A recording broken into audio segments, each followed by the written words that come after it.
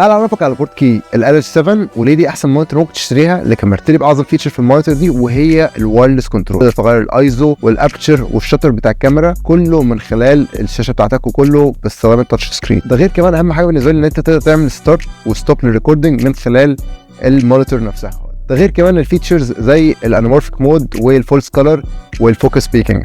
ولو بصيت على الشاشه من فوق فهتلاقي فيها 4 كاستم كيز تقدر تغير فيهم سيتنجز بتاعت الكاميرا. اول كاستم كي مخليه هو الريكورد بوتن بتاعي، تاني زرار مخليه الفوكس بيكنج، وتالت زرار اللاتس ان انا اقفل اللاتس او اشغلها. ده غير كمان المونيتور فيها HDMI اوت فتقدر توصلها بوايرلس ترانسميتر. ده غير كمان ان الشاشه 1000 نتس و10 بت فانت هتاخد احسن الوان وسطوع عالي فتقدر تستخدمها حتى لو انت في الاوت دورز. ده غير كمان شويه اكسسوارات لذيذه اللي بتيجي مع المونيتور زي البالكن كيس عشان تحمي الشاشه، وبيجي معاها 2 سكرين بروتكتور وسلك HDMI وفلاشه صغيره تقدر تحط عليها اللابتوب بتاعتك. بيجي معاها كمان الماونت بتاع الشاشه عشان تركب الشاشه على الكاميرا على طول. ولو عايزين تشتري الشاشه دي هتلاقوها عند باندا ستور.